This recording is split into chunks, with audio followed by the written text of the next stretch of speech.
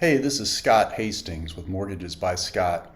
And if you are curious about how to rent out your current home so that you can buy another home, then you're in the right place. So I posted a video a few weeks back talking about this. People have had questions and they wanted me to go into a little bit more detail. So this is being filmed in October of 2022. Mortgage interest rates have gone up significantly. They're in the low 7% range. And a lot of people are, I wouldn't say they're trapped in their homes, but a lot of people that would like to move don't want to leave that maybe 3% or 3.25% interest rate that they have on their house. I actually have an interest rate on my house.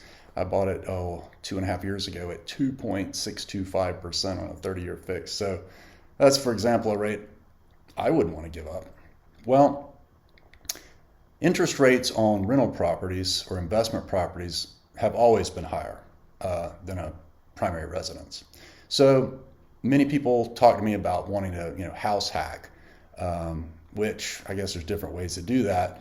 But the method that I'm talking about today, which is, again, renting out your current house so you can buy another house, I would consider this a house hack.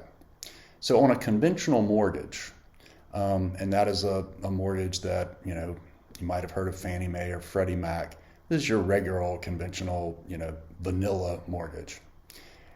If you have a lease or a rental agreement on the house you live in for a tenant to move in right after you move out, and that lease is for at least 1 year, you can use 75% of that lease to offset the mortgage payment. So let's just say, for example, you've got your 3% interest rate.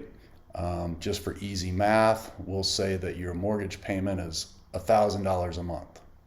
Well, considering rents have gone up and all that, you can rent the house out for $2,000 a month. Well, you can use 75% of that. So you can use $1,500 of your $2,000 lease agreement to offset your current mortgage payment of $1,000. So here's how this works, and this is important.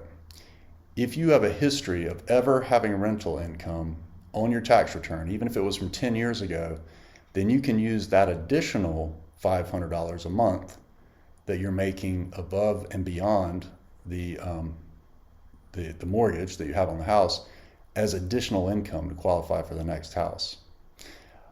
If you do not have a history of ever having rental income, then you can't use that additional $500, but you can still wipe out the entire mortgage on the home. So when I say wipe out, it's as if you don't have a mortgage at all as far as your debt to income ratio or qualifying for your next house.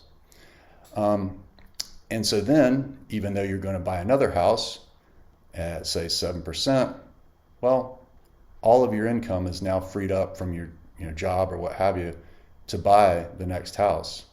And then we predict that mortgage rates are going to drop in the next, maybe even year. But certainly in the near future, mortgage rates are going to drop down.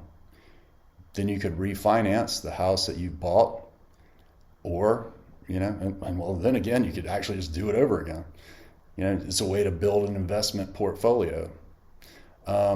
So anyway, to recap, the title of the video is How to Rent Out Your Current Home to Qualify for the Next One. That's how you do it. Find a renter. Get a lease agreement for at least 1 year. Use 75% of that lease agreement to offset the current mortgage you have on the house. Buy your next house, live in it for a year, do the whole thing again. So anyway, hope that helps. Please go, if you'd like, and look at the other video I posted. I'll put a link in it in the comment section. If I can answer any questions at all, just put in the comments, or you can go to my website, mortgagesbyscott.com. All right, thanks for watching. Oh, and like and subscribe. That really helps me.